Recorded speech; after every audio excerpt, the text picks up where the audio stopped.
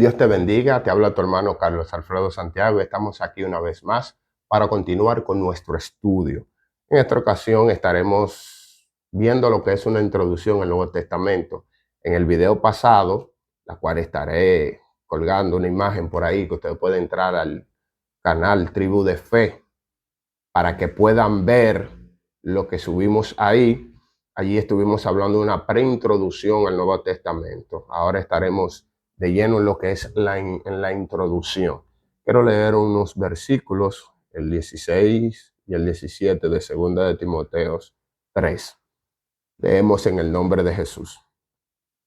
Toda la escritura es inspirada por Dios y útil para enseñar, para redarguir, para corregir, para instruir en justicia, a fin de que el hombre de Dios sea perfecto, enteramente preparado para toda buena obra. Las escrituras nos preparan para toda buena obra, así que esto yo no lo estoy haciendo porque me sienta capacitado, sino porque el Espíritu Santo de Dios me ayuda y las escrituras me da la fuerza para llegar a ustedes. Bien, así que vamos a estar trabajando lo que es la introducción al Nuevo Testamento. Voy a leer aquí. En esta excitante jornada a través del Nuevo Testamento, uno necesita recordar dos temas.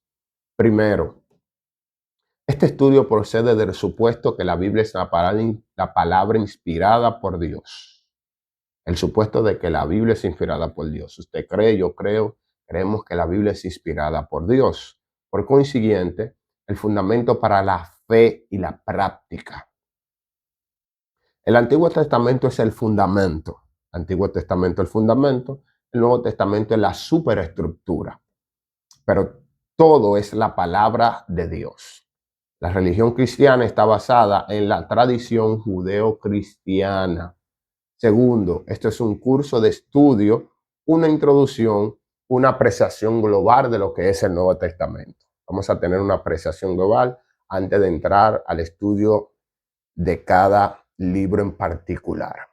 Son unos antecedentes bien importantes que nos ayudarán a entender el momento en que Jesús anduvo en la tierra, el momento, el pensamiento judeocristiano, lo sociocultural, la cosmovisión de los judíos en el momento en que llegó Jesús, porque lo rechazaron, de donde surgen lo que es cierta secta religiosa. Y a través de esto, nosotros podemos tendremos una visión mucho más amplia de lo que es el Nuevo Testamento y podremos comprender mejor las Escrituras. Pero antes de, como le decía, tenemos que trabajar lo que son unos antecedentes bien importantes para entender la mente judeocristiana. Y tenemos que empezar por el periodo babilónico. Vamos a ver varios imperios hasta llegar al imperio romano y el imperio donde Jesús caminó, que fue el romano, el imperio donde Jesús murió por cada uno de nosotros bajo ese imperio. Entonces, al nosotros ver estos periodos de este imperio, la cual fue cautivo el pueblo de Israel en varias ocasiones, nos ayudará a comprender la idea y el pensamiento judeocristiano. El imperio babilónico. Dice que este surgió en lo que es el periodo 597, 98, eso varía un poco, antes de Cristo, liderado por el rey Nabucodonosor de Babilonia, que capturó a Judá. Deportó a miles de personas preparadas, experimentadas, educadas y especializadas. Esto lo podemos ver con Daniel, Sadrach, Mesach y Abednego, que fueron jóvenes que sobresalieron por encima de todos los demás en cuanto a conocimiento y en cuanto a su cuerpo diferente a los demás. Despojó el templo de sus vasos de oro y devastó el imperio de Judá. Colocó como rey a Sedequías, considerado un rey títere o colaboracionista, un traidor. Sedequías hizo una alianza secreta con Egipto para rebelarse contra Babilonia. Nabucodonosor descubrió la traición, invadió nuevamente a Judá y en el 586 a.C. destruyó por completo Jerusalén. Sedequías lo traiciona, él se molesta y el pueblo por completo paga por esto. De ahí es que surgen cuando él viene y destruye lo que es el templo, entonces surge lo que es la sinagoga. Surge bajo este periodo del destierro babilónico. Usted se habría preguntado, ¿y por qué hay templo y por qué hay sinagoga? Bueno, cuando se quedaron sin templo, entonces empezaron a hacer sinagogas. El Nuevo Testamento no menciona su origen, pero se remonta a este periodo, lo que son las sinagogas. La palabra sinagoga viene del griego que significa dirigir junto. Se convirtió en un sustituto del templo, un santuario alternativo. Destruyen el templo, tenemos que reunirnos, tenemos que congregarnos, como no somos una nación, no nos permiten construir o reconstruir nuestro templo, vamos a hacer pequeñas sinagogas, allí nos vamos a reunir, pero a diferencia del templo, que era de más adoración y sacrificio, aquí es más de escritura y de lectura. Entonces, como el templo estaba destruido y no había sacrificio, la sinagoga pasó a ser el centro de la vida judía. En lugar de sacrificio se practicaba el estudio de la escritura. La sinagoga se conoció como el lugar del libro, la palabra de Dios. Jesús mismo usó frecuentemente la sinagoga enseñando en ellas durante sus viajes por Palestina. Entonces, bajo el periodo babilónico, entendemos de dónde surgen las sinagogas. Ya sabemos por qué surgen las sinagogas. Destruyen el templo, nos quedamos sin templo, creamos sinagoga más pequeña, pero ya aquí no hacemos sacrificio, no hacemos adoración, sino más lectura, más estudio de la palabra, más, podríamos decir, más debates bíblicos que en el templo, que era sacrificio y adoración a Dios. Un dato muy importante porque en el tiempo de Jesús vemos la sinagoga y estos debates que él tuvo con estos doctores de la ley. Esto es en el periodo babilónico. Ya tenemos luz de donde surge la sinagoga. Luego de ser cautivos por el imperio babilónico, entonces pasan a ser cautivos por el imperio persa. Este comienza 538 a.C. Personaje clave, Ciro, rey de Persia, profetizado por Isaías antes de su nacimiento. Ya Isaías profetizó antes de que él naciera. Ciro mostró una actitud favorable hacia los judíos. Encontraron un rayo de luz. Permitió y promovió el retorno de los judíos a su tierra. Apoyó la reconstrucción del templo, incluso usando fondos del imperio persa. Me imagino que este hombre estaba frío con los judíos al permitirle esto. Restituyó los vasos de oro que Nabucodonosor había llevado, devolviéndolos al servicio del templo. Aproximadamente, preste mucha atención a este periodo persa. En el babilónico la sinagoga, ahora en el persa. Mire lo que sucede en este periodo. Aproximadamente unos 40,000 judíos regresaron a Babilonia, de Babilonia a Judá. La mayoría se quedó porque ya estaba acomodado con casas, negocios y familia. Muchos cautivos ya se quedaron, habían hecho mucho tiempo cautivos, sus negocios, su casa. Unos 40,000 decidieron regresar a Judá. Volver a Judá implicaba trabajo arduo, ya que la tierra estaba devastada y debía reconstruirse. Tres personajes clave en el retorno. Zorobabel dirigió la reconstrucción del templo, terminando en el 516 a.C. Esdras restableció la ley de Moisés en la vida del pueblo. Y Nehemías lideró la reconstrucción de los muros en Jerusalén. Tres personas clave. Durante el exilio, muchos judíos en Judá se casaron con paganos. O sea, cuando se lo llevaron cautivo los persas, los babilónicos, cuando se lo llevaron cautivo, quedaron una masa en Judá. Pero estos que quedaron en Judá se casaron con extranjeras. adoptaron su cultura, adoptaron sus dioses paganos. Los judíos que regresaron de Babilonia no aceptaron la ayuda de esos judíos mezclados para la reconstrucción del templo o de la ciudad. Estos que vinieron del cautiverio en el periodo de los persas a reconstruir el templo no quisieron recibir ayuda de esos que estaban en Judá, que se quedaron, pero que se mezclaron con los paganos. Los matrimonios mixtos entre judíos y paganos comenzaron antes de la cautividad de Babilonia, hacia el 722 a.C. con la invasión de Asiria. Voy un poquito rápido porque se me va el tiempo, hermano. Se formaron dos grupos en Judá: los puros, que habían regresado del exilio babilónico, y una raza mixta con sangre judía mezclada con asirio, babilonios y otros paganos. Este pueblo habitaba principalmente en la zona central de Palestina. Escuche bien esto. Llegaron a ser reconocidos como los samaritanos. En el Nuevo Testamento son vistos como un pueblo despreciado por los judíos. Sin embargo, Jesús los atendió con compasión, mostrando inclusión y gracia. Ejemplo clave, la parábola del buen samaritano. En el periodo babilónico se lo llevan cautivo. Quedan unos cuantos en Judá. A Babilonia se van la mayoría.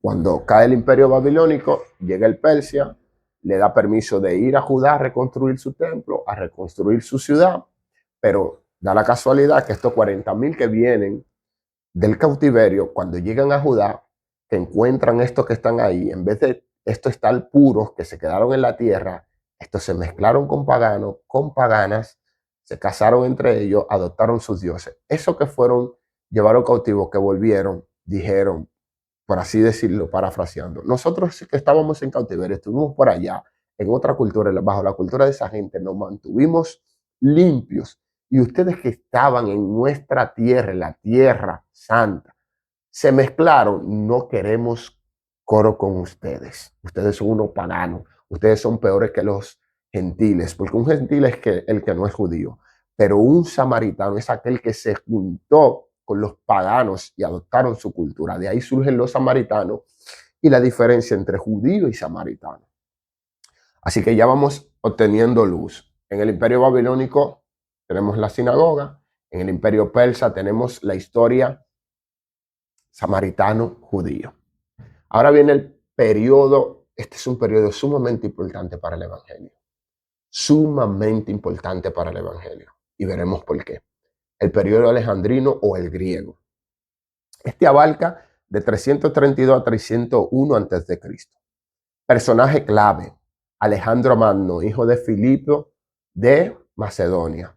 Fue entrenado personalmente por el filósofo Aristóteles, reconocido por su genio militar y estrategia de guerra. Su gran aporte: la helenización del mundo, expansión de la cultura, idioma, costumbre y filosofía griega. Este hombre casi dominó el mundo. Y cuando casi dominó el mundo, este hombre llevó a cabo la helenización. ¿Qué es la helenización? La cultura griega, de forma hegemónica, la cultura, el idioma, la forma de pensar, la filosofía, él le introducía a estos pueblos que llevaba cautivo. Era de manera suprema. Resultado: el griego se convirtió en la lengua común koine en gran parte del mundo. En tiempos de Jesús muchos eran bilingües, hablaban su lengua local y también hablaban el griego. El griego koine común se convirtió en el idioma internacional gracias a la helenización de Alejandro Magno. Permitía que una persona viajara por el mundo y fuera entendida en griego, aunque no conociera la lengua local.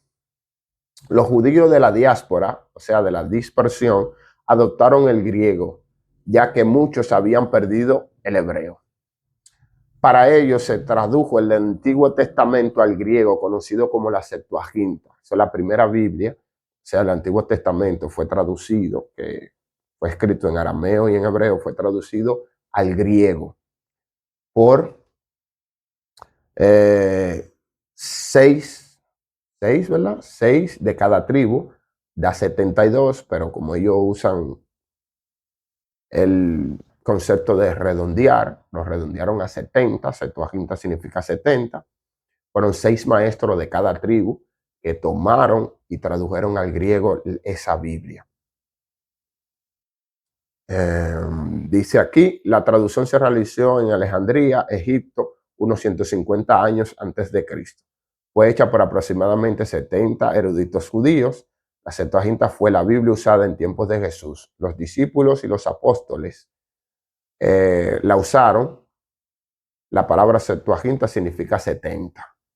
¿Por qué le digo que es de suma importancia el periodo griego?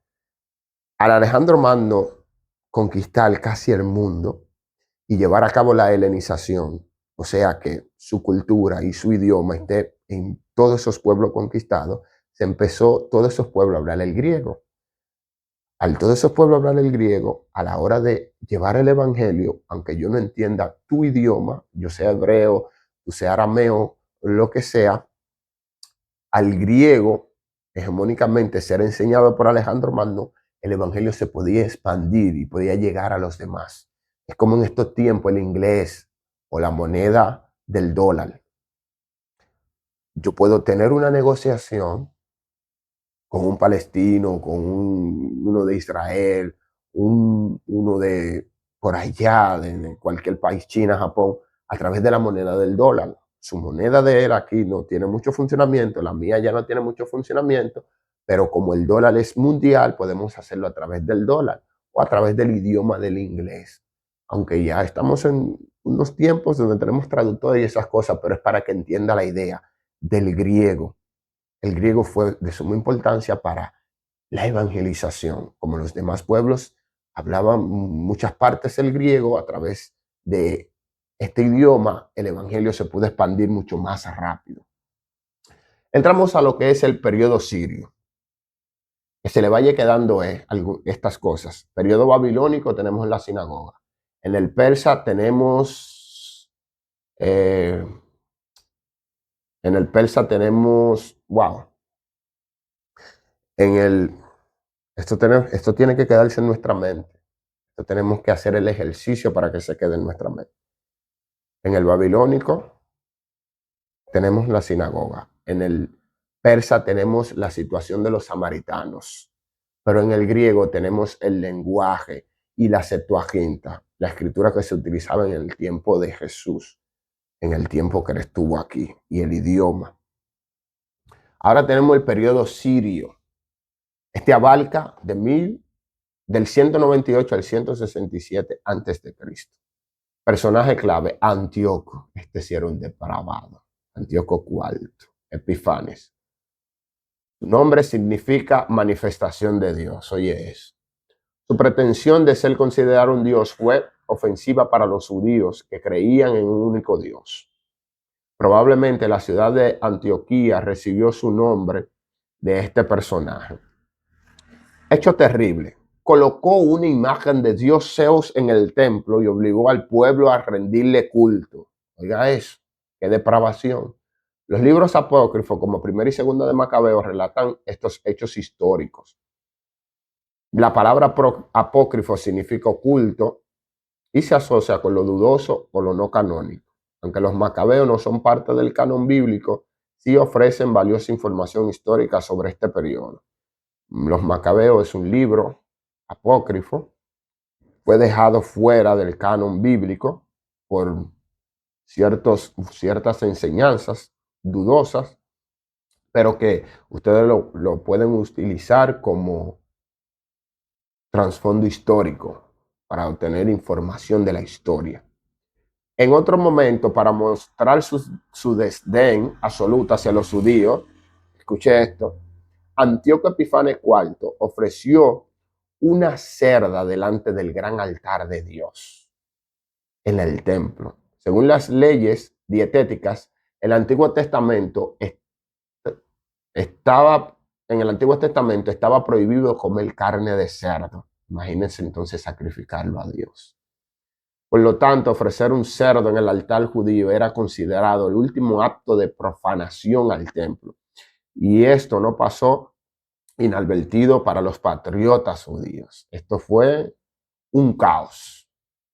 Esto fue un caos para los judíos, esta depravación.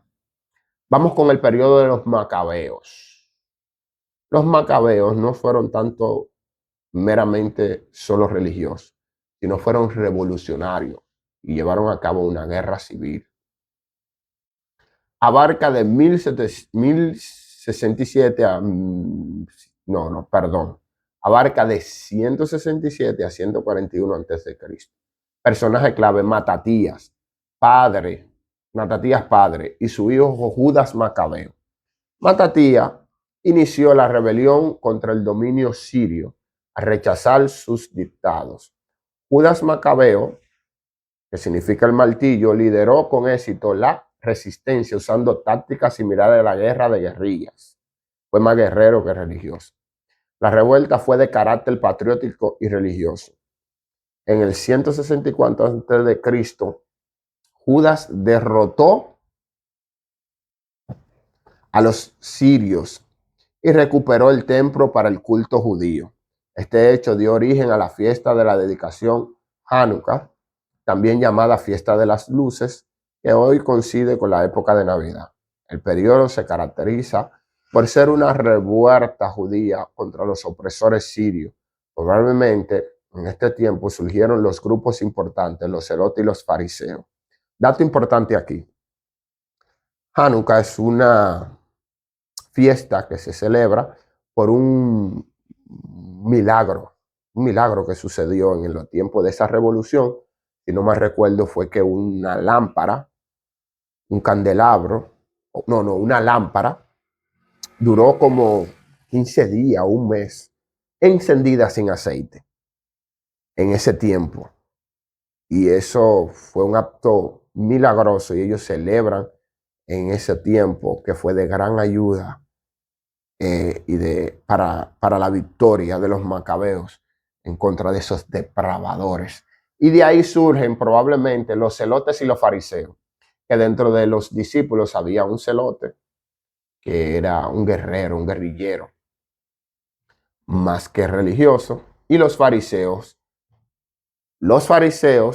en contra de Antíoco, para mantenerse puro, como en el templo, se lo dedicaron a Zeus, dedicaron un cerdo en él, salieron los fariseos, este grupo religioso que se quiere mantener puro, apartado, una presión religiosa en contra de esas cosas, no surgieron con mala intención los fariseos, sino para mantenerse puro y aparte. Después lo adelante ellos fueron rigurosos, distorsionaron la ley, pero en su primera instancia fue con buena intención que surgieron. Gloria a Dios. Ahora vamos con el Imperio Romano, en la cual llega Jesús. Que esto es bien importante también para el Evangelio. Y escuchen por qué. El Imperio Romano inicia en el 63 a.C. con la conquista de Siria y la anexión de Palestina por el general Pompeyo. A partir del 37 a.C., Herodes el Grande gobernó como rey títere bajo Roma. Fue establecido por Julio César, buscando ganar el favor del pueblo. Restauró, amplió y embelleció el templo. Conocido en tiempos del Nuevo Testamento como el Templo de Herodes. Tras su muerte, su reino se divide en sus tres hijos. Arquelao gobernó sobre Judá y Samaria, mencionado en Mateo 2. Felipe el Tetrarca, porque al dividirse en tres, Felipe el Tetrarca gobernó en Galilea y en otro distrito, mencionado en Lucas 3. Y Herodes Antipa, Jesús lo llama ese zorro en Lucas 13, responsable de la decapitación de Juan el Bautista, en Mateo 14, se burló de Jesús antes de la crucifixión, Lucas 23, estuvo en el tiempo de Jesús, de los apóstoles, en el inicio de la iglesia primitiva y los grandes esfuerzos evangelísticos. Herodes Antipa significa después del Padre, reflejando la misma actitud burlona y de mofa hacia las cosas de Dios que tuvo Herodes el Grande. El periodo romano se caracteriza por su brutalidad y opresión. Esta opresión generó en el pueblo judío un fuerte anhelo por un libertador, el Mesías. Como ya hay profecía de que viene el Mesías, que viene del linaje de David, David fue un gran rey, el que le dio carácter como nación al pueblo de Israel, viene un Mesías del orden o del linaje de David. ¿Qué están esperando? Un libertador político, no están esperando un Mesías, están esperando un guerrillero, un hombre que va a tomar la espada, que va a tomar las armas y lo va a sacar de la esclavitud y del yugo del imperio romano, y más que vienen de toda esa opresión de todos esos imperios persa, asirio, babilónico, antíoco. Al venir de todas esas opresiones, de cautiverio en cautiverio, no hablan de un Mesías, de un libertador, ¿qué es lo que vamos a estar esperando? Un Jesús espiritual. Estamos esperando un guerrillero. Entonces, por eso es que el Mesías es rechazado en su momento. Ahora entendemos la situación del pueblo judío a rechazar a Jesús. Queremos ser libertados de esta opresión. No hable de cosas espirituales. Se plantearon preguntas cruciales en la vida judía. ¿Cuál es la obligación hacia Roma? ¿Cómo ser un buen judío, fiel a la ley y al mismo tiempo un ciudadano romano que vive en paz bajo la autoridad imperial? Roma, ellos tenían que estar bien con Roma y bien con su ley judía. En base a su ley judía, su ley le permitía, según la ley que ellos llevaban, le permitía castigar. Usted rompía ciertas leyes judías, usted recibía castigo, inclusive hasta la muerte. Pero el imperio romano no le permitía dar muerte a nadie. Entonces, cuando ellos tenían ciertas situaciones de dar muerte a uno por medio de la religión, a uno de ellos mismos, tenían que pasarlo ante el tribunal de Roma, presentar las pruebas de que haya abolido una de sus leyes y Roma le daba el permiso, ellos podían darle muerte. Por eso es que Jesús es presentado ante el tribunal romano, porque ellos mismos no podían darle muerte, Roma no se lo permitía, ante el tribunal romano. Roma halla a Jesús inocente, pero para el pueblo judío él había violado las leyes de Moisés y esas cosas. Pero Roma, para estar frío con el pueblo, le permite darle muerte a Jesús, según es lo que ellos creían, porque sabemos de que Jesús tenía ese propósito y a eso vino. Pero es para que entiendan la situación del pueblo judío bajo Roma. ¿Por qué le digo que es bien importante e interesante el imperio romano? El griego trajo el idioma universal, pero el romano construyó los caminos. Hay una frase que dice, todos los caminos conducen a Roma. Roma fue otro imperio muy poderoso que conquistó a su alrededor muchas naciones y construyó muchos caminos que llegaban a esas naciones, esas aldeas. Y eso permitió por igual llevar el evangelio de forma más rápida por todos estos caminos. Dios tiene el dominio y el control de todas las cosas, aunque nosotros pensemos que no. Entonces, para ir cerrando o para cerrar, al ver el contexto y el antecedente del pueblo judío y de todos estos imperios que en su momento lo oprimieron, vemos cómo la mente, la cosmovisión judía cómo fueron ellos tomando esa cosmovisión, como de forma obligatoria y demás, y de forma al ser tan oprimidos, fueron tomando esa mentalidad, y por eso esos pensamientos en el tiempo en que llega Jesús, esa manera de pensar, rechazar a Jesús, porque viene a hablarnos de espiritualidad cuando queremos ser libres de todas estas opresiones. En lo adelante, vamos a ver el contexto sociocultural, sociopolítico, socioreligioso. A mayor amplitud estaremos viendo los fariseos, los gnósticos, los gentiles, las diferentes religiones del tiempo de Jesús, por qué rechazaron a Jesús, cuál era su pensamiento y por qué tuvieron ciertas confrontaciones, de dónde surgieron, de dónde nacen y todas estas cosas. Dios le bendiga, hablé un poquito rápido por el tiempo, espero que este video sea de bendición para sus vidas y nos vemos en una próxima entrega. Bendiciones.